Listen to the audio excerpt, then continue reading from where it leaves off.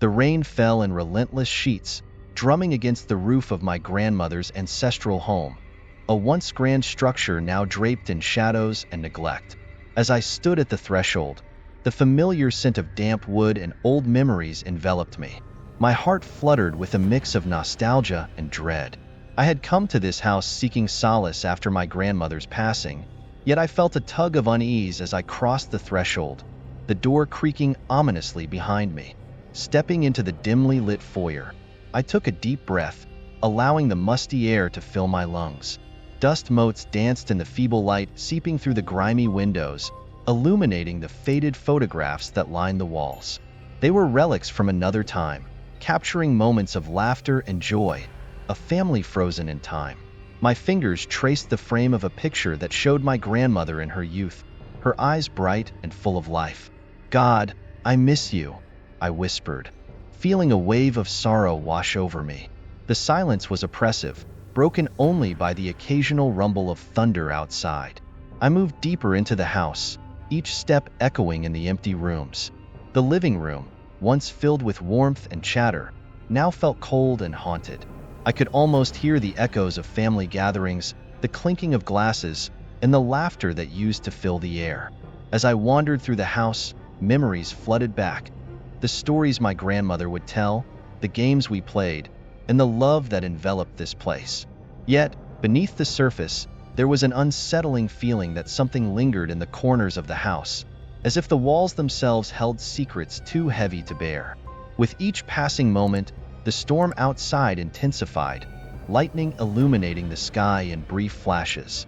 I found myself drawn to the staircase leading to the attic, a place I had not ventured into since I was a child. My heart raced with a mix of fear and curiosity. What lay hidden beneath the layers of dust and cobwebs? "Just a quick look," I murmured to myself, steeling my resolve. I grabbed a flickering flashlight from the side table, its light weak but enough to guide my steps. As I climbed the creaking stairs, the laughter of children floated through the air, a sound so innocent yet so out of place in this dilapidated house. I paused, my heart pounding. Surely, I was imagining things. Is someone there? I called out hesitantly, my voice trembling slightly. The only response was the rumble of thunder, as if the house itself was acknowledging my presence. Yet, the laughter persisted, growing louder, ringing in my ears like a distant memory. A chill ran down my spine. This is just my imagination, I reassured myself, but deep down, a flicker of intrigue ignited. I had to know, who were the children, and why did their laughter echo through the halls of this forgotten home?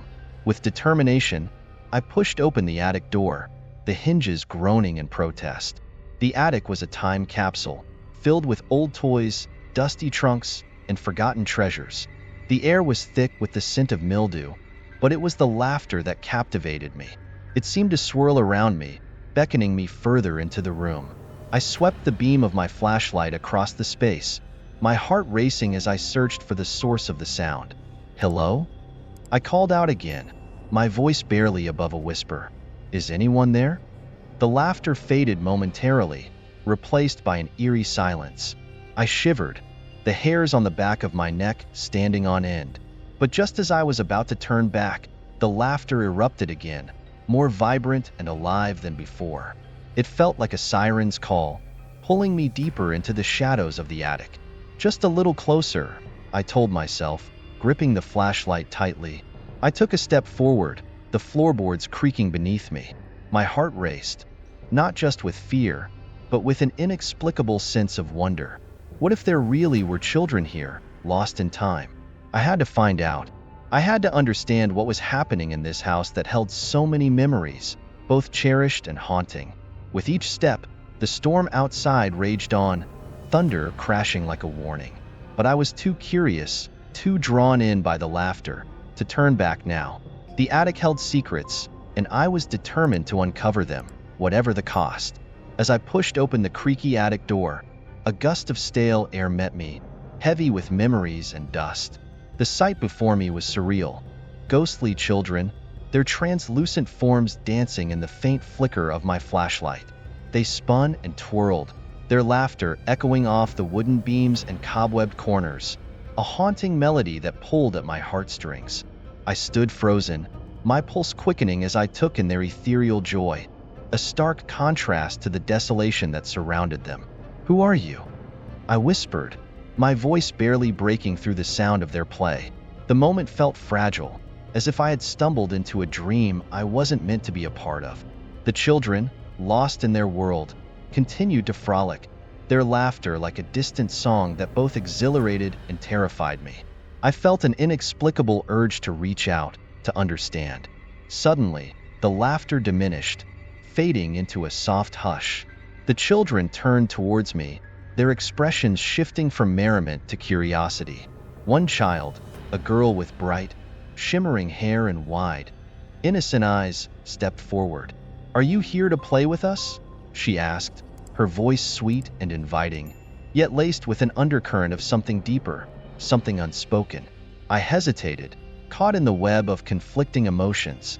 "Play," I echoed, feeling the weight of my own sorrow pressing down on me. "What kind of game do you want to play?" "Hide and seek," she exclaimed, the joy returning to her face. "You'll be it first." Before I could respond, the other children cheered, their excitement bubbling over like effervescent champagne. "Okay," I said slowly, my heart racing. I stepped into their world, allowing myself to be swept up in their innocent joy. As I began to count, I was enveloped by the warmth of their laughter, the bright glimmers of their playful spirits.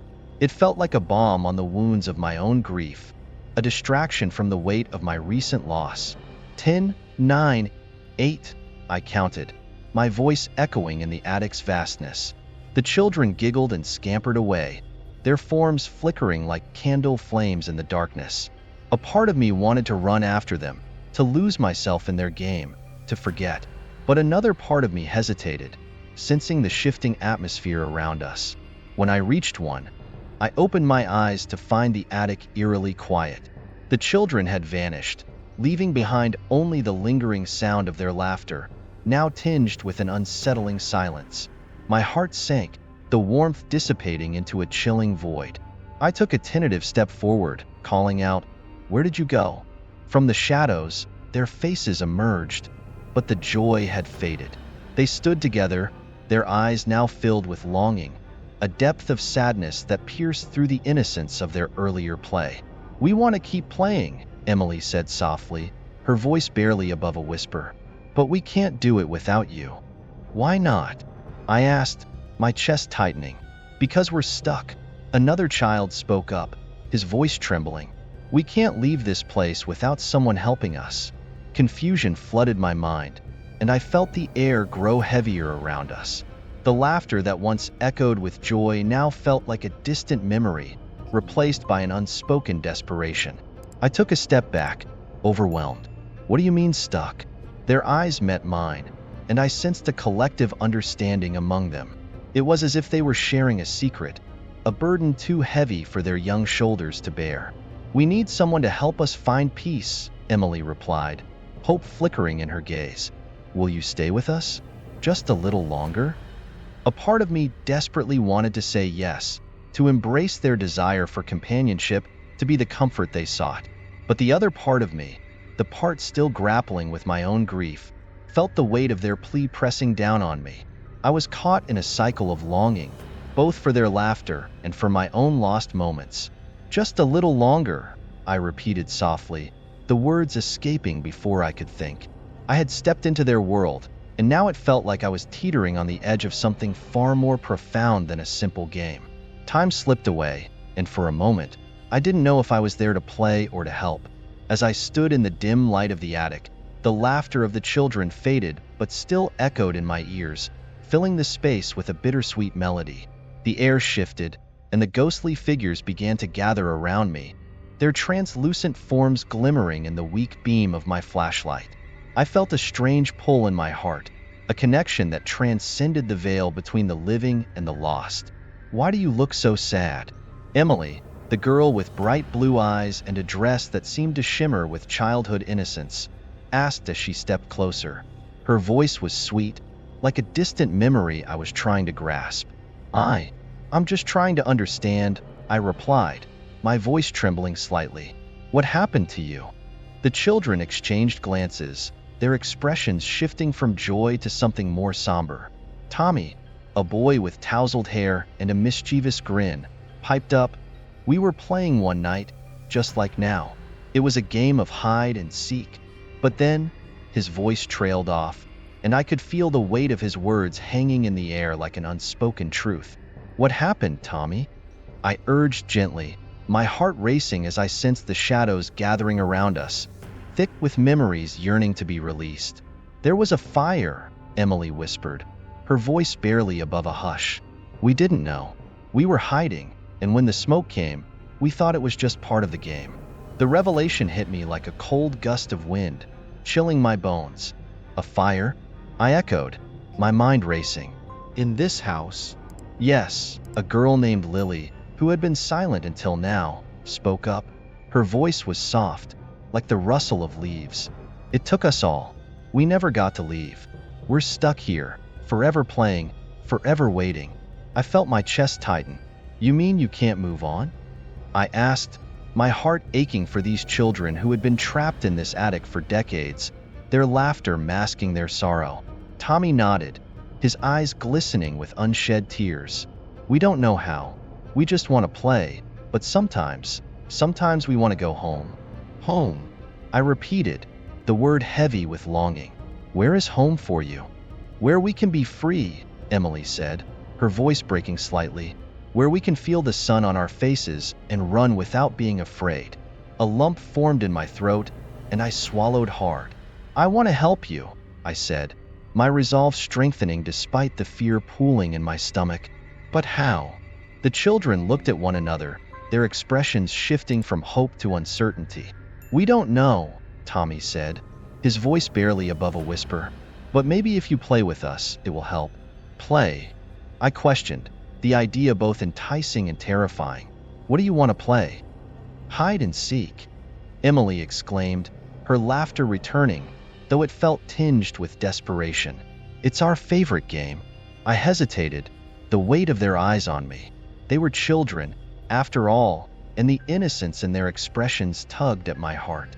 "All right," I agreed, my voice steadying, "but I want you to tell me more about your lives while we play." "Okay," they chorused, their spirits lifting as they clapped their hands in excitement. As we began to play, I found myself hiding behind an old trunk, my heart racing not just from the thrill of the game, but from the realization that I was delving into their fragmented lives. "Tell me about your favorite memories," I called out, peeking through the crack and catching glimpses of their ethereal forms darting around the room. Tommy, counting loudly, paused and smiled. "I loved the summers. We'd run through the fields and catch fireflies. I always wanted to be a fireman." "Why a fireman?" I asked, genuinely curious. "Because I wanted to help people, but I never got the chance," he replied, his voice echoing softly in the attic. As they shared their stories, laughter filled the air, but beneath it lingered an undercurrent of sadness.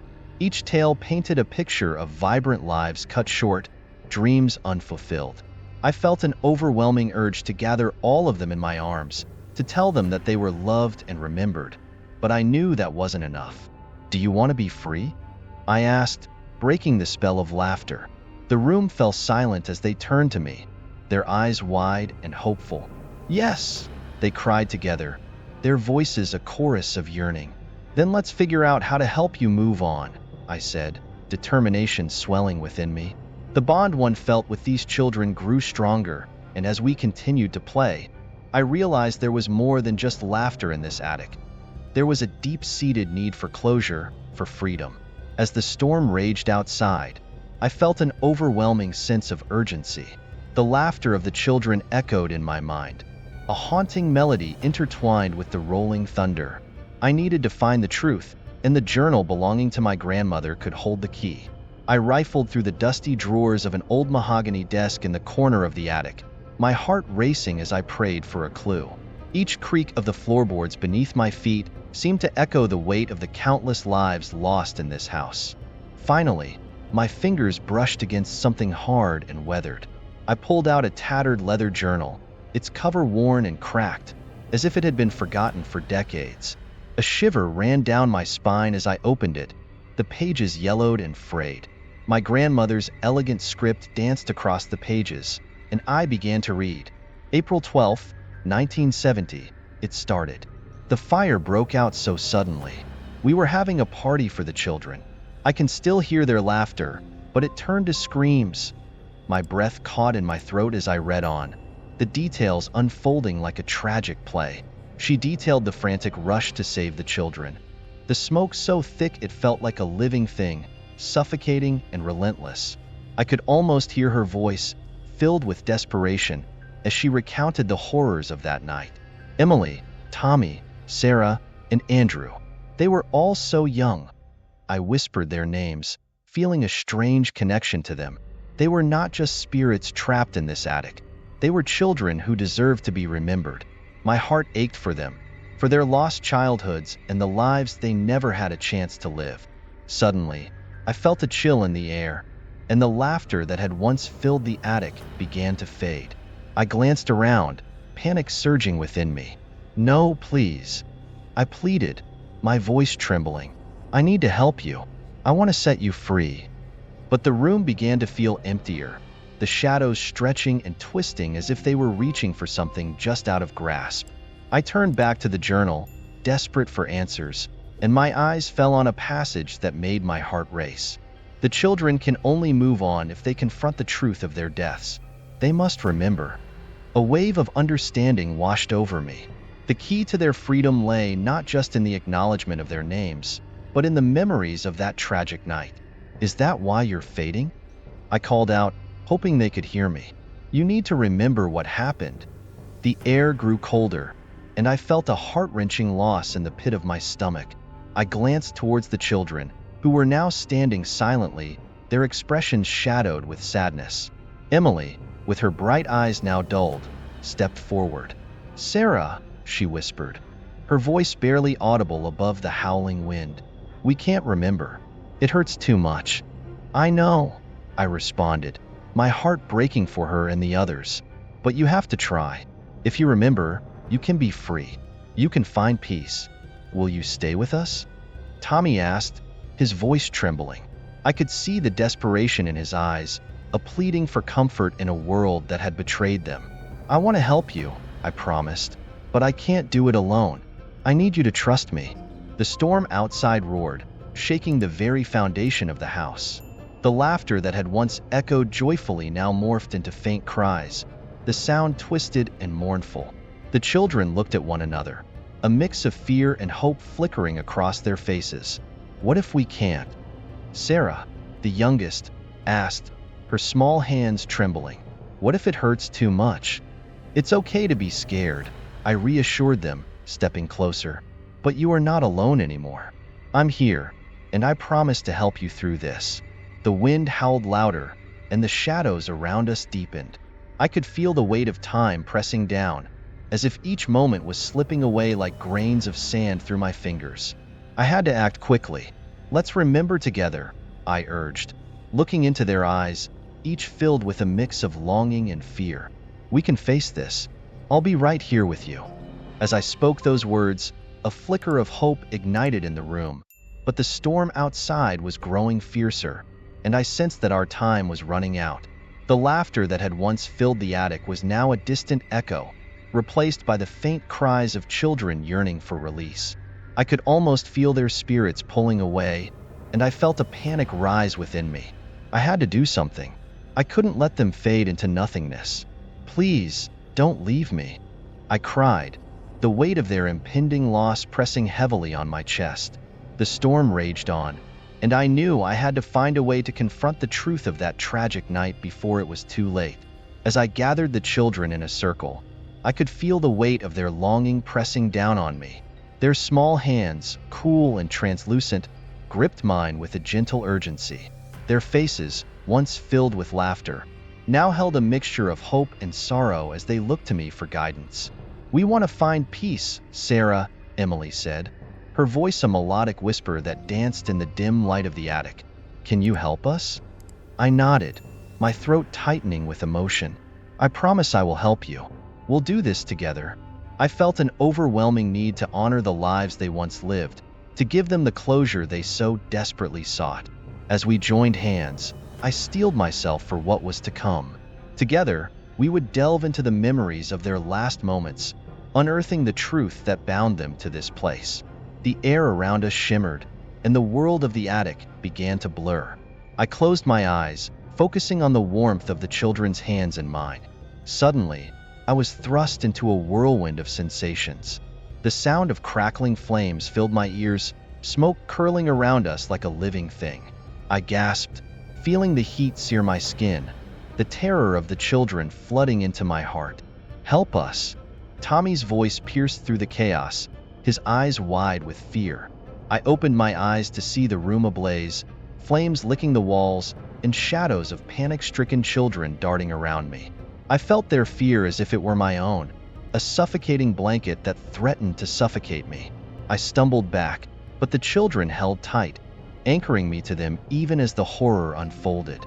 The memory surged forward, vivid and raw. I could see them, small and innocent, huddled together in the corner of the attic, their faces smeared with tears and soot. We were playing hide and seek. Emily's voice echoed in my mind, a haunting reminder of innocence lost. Then it got so hot. We didn't know what to do. A chilling realization washed over me. They hadn't just been trapped in the fire. They had been trapped in their memories of that night, reliving their final moments in despair. My heart ached for them, and I vowed to honor their memories, to find a way to let them go. "You're not alone," I shouted above the roar of the flames. "I'm here. We'll get through this together." As I focused on their faces, I felt a surge of determination. "Tell me what you need," I urged, my voice cutting through the fear. "What can I do to help you move on?" But just as clarity began to dawn, Tommy stepped forward, his expression shifting to one of grave seriousness. "There's something you need to know, Sarah," he said, his voice trembling. "We can't move on without someone else taking our place." My heart dropped. "What do you mean? What does that mean for me?" I stammered, confusion and dread coursing through me. "You have to choose," he said, his eyes darkening with sorrow. "If you help us, someone has to stay behind. It's the only way." The truth of his words sank in like a stone, heavy and cold. I looked at the faces of the children, their innocent eyes pleading with me to understand. "No," I whispered, shaking my head in disbelief. "There must be another way. I can't leave you like this." But they held their ground, their expressions resolute yet filled with an undercurrent of despair. "It's the only way for us to be free," Emily echoed, her voice a soft plea. "We don't want to be trapped anymore, Sarah. We want to play again in peace." My mind raced, the enormity of the decision pressing down on me like the weight of the world. I felt the walls of the attic closing in, the laughter of the children now intertwined with the echoes of their cries. I was faced with a heart-wrenching choice, one that would alter the course of my life and theirs forever. As the flames flickered around us, I could sense the urgency of the moment. The laughter that had once filled the attic now transformed into a haunting reminder of the price of freedom. I looked into their eyes, searching for answers, for hope, for a way out of this nightmare. But all I found was the truth that bound us together, and the chilling realization that I might have to sacrifice everything to save them. The air in the attic thickened, transforming the once whimsical laughter into a haunting cacophony of desperate cries. Each wail pierced my heart, echoing off the cracked walls as I stood frozen, my breath hitching in my throat. The children, once vibrant and full of life, now looked at me with wide, pleading eyes. Their joy had shifted to terror, and the reality of their plight crashed over me like a tidal wave. "Please, Sarah, we just want to play." Emily, the girl with the golden curls, stepped closer, her outstretched hand trembling. "You can help us. You can stay forever." The words hung in the air, heavy with the weight of their meaning. I felt the pull of their innocence, the longing for companionship that resonated deep within me. But I also felt the shackles of my own mortality, the fleeting nature of my life. "But what will happen to me?" I stammered, the question hanging between us like a fragile thread ready to snap. "Tommy," with his big brown eyes that seemed to hold centuries of sorrow, chimed in. "We need you, Sarah. If you stay, we can be free. You'll be one of us, and we can play together forever." His enthusiasm was palpable, but it felt like a trap, each word laced with desperation. "Forever!" The word echoed in my mind, a siren's call that both tempted and terrified me. I thought of my grandmother, of the loss I had been grappling with since her passing. I had sought solace in this house, in the shadows of what once was, but could I truly replace the lost souls before me with my own life?